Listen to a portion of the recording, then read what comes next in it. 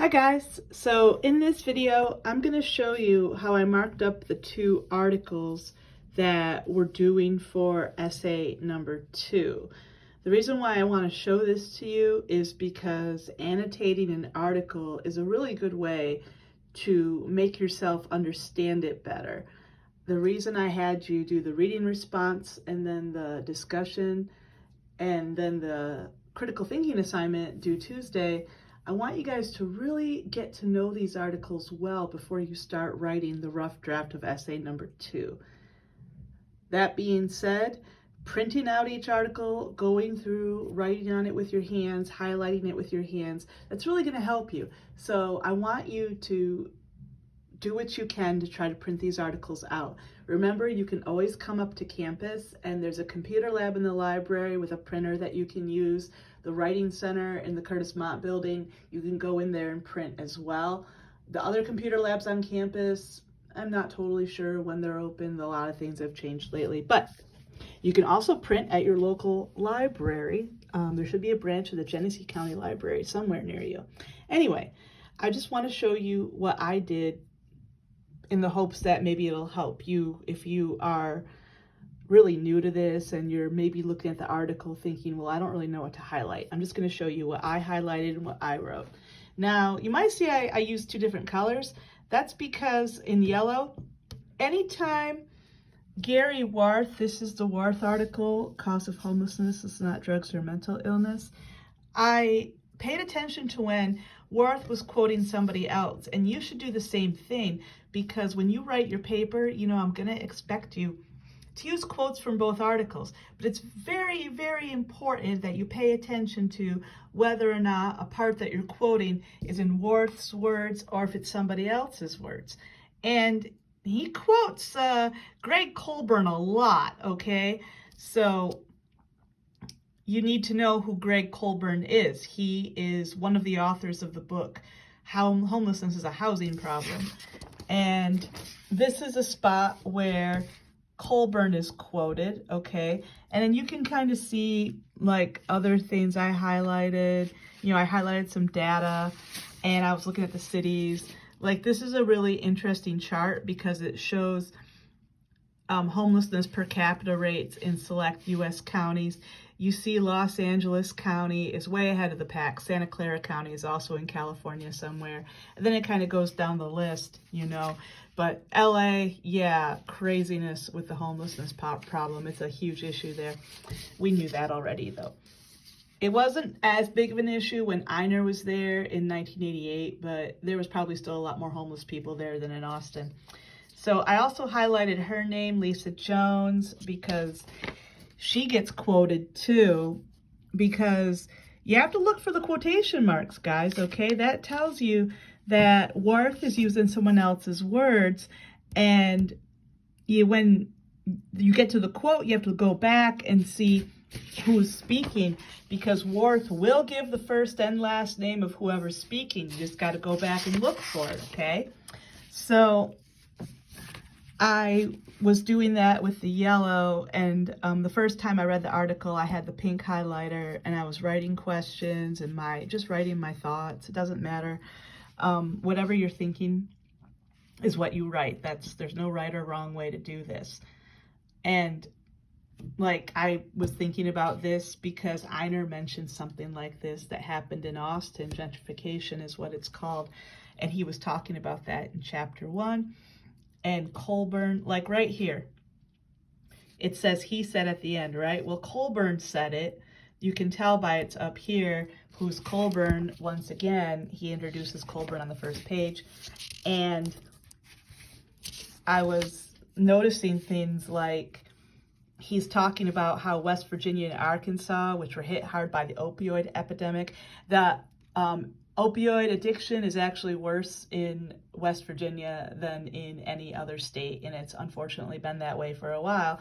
But there is not a lot of homelessness in West Virginia compared to California, so that kind of refutes the idea that homelessness is a result of addiction, And also, home prices aren't that high in West Virginia or Arkansas. And this is more, and he also says that about Detroit, like Detroit is really, really impoverished, but it doesn't have that many homeless people. Part of that's probably because it doesn't cost a lot. I mean, house in Detroit, it might not be a nice place to live, but it's going to be a cheap place to live. And with so many quotes, eventually I just started highlighting the quotation marks because I was like, this whole article is going to be yellow pretty soon. And I was also thinking about connections to Einer, like an essay I read by Einer. It's not part of the book. I read it on the internet somewhere. He was saying that the best way to fight homelessness was to give homeless people homes. He was actually right about that. Now I'm going to show you how I annotated How America Chose Homelessness by Dale Maharidge. I was paying attention to when it was published. It was published in February 2021, and that was right after, literally right after Biden took office. So this article was published during that, time when Trump was still president, but it was after the election. And probably when he started writing this, he probably started writing it before the election. And I did the same thing. I was looking for places where Maharidge was quoting somebody else, because once again, you need to use 3 quotes from this article in essay number 2. And it's very important that you pay attention to whether or not something you're quoting is in Maharidge's words or if it's in someone else's words. So you need to look for those quotation marks, okay, guys? Rudy, who the hell is Rudy?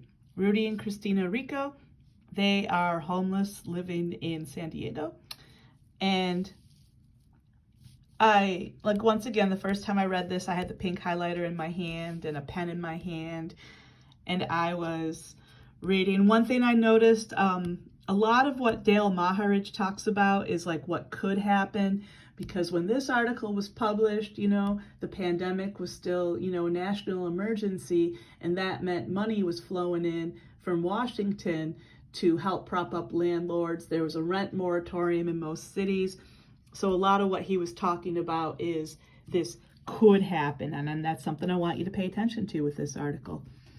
Could be at risk of eviction. I don't remember if that really happened or not, but he's trying to get you excited about something that might happen. That being said, this is not pretty. All these people camped out in their tents in front of City Hall in, I think, San Diego. And again, I was writing down, like, one thing that you should know about the Nation is, like, it's a very liberal, it's got a good reputation, but it does have a liberal slant. So I would look for places where I kind of thought maybe they were dissing on Republicans, like Stratospheric. I wasn't sure if that's biased because, that's actually true. And again, estimates, this data is estimates. It's not like actual reality. And this talks about people who thought they could stay with a family member, but then COVID changed that. And this probably isn't something you want to quote. It's just Dale Maharidge talking about his past as a reporter. Riparian, that tells you something about the audience for this article. That is not a word that, you hear too often. And I noticed that Einer talks about winos too. And, one thing I did learn from this article, California's always had an outsized share of homeless people, but it's even really more out of control now. Once again, I'm using yellow to highlight where someone besides Maharidge is talking. I noticed that Maharidge is assuming you know what trickle-down economics means. He might be assuming that you lived through the 80s like me and that you remember when Reagan was president. But like here, let's say you want to quote right here, okay, you have to say, who the hell is Tilakaratny? I don't know how you say that. You have to go back, you have to flip back a page and look for the name. He's executive director of the LA nonprofit Shower of Hope. And again, like here, I just started highlighting the quotation marks. This is where he's talking to Wayne, who was a homeless guy he met back in the 80s. I wonder if Wayne and Einer crossed paths when they were in California. And I thought this was interesting. This is kind of why I had you guys read these articles, right? Because Einer was homeless in the 80s, but these articles are making it really clear that homelessness is still very much a problem in the 21st century, 30 years later, 40 years later, almost. And again, at who's Yentl, you have to go, if you want to quote this, you have to go back, see who Yentl is. Yentl, president of the National Low-Income Housing Coalition. And again, you can kind of see what I highlighted, and I was looking for biased language too. Remember, I asked you to comment on that in your reading response. And I crossed this out because I don't know if you noticed, but this was actually part of a different article. You can tell because there's a line right here, and it says continued from page 21. You need to look for the page numbers, guys. There's actual page numbers on this article. You see how it skips from page 21 to 33? That's because this was published in an actual magazine, a magazine you could buy at the store and hold in your hands and flip through. And that's why magazine articles, they're sometimes like that, okay? And this is also not part of the article. You can tell, the nation always puts a big N at the very end of an article. That's how you know that it was the end of the article, okay?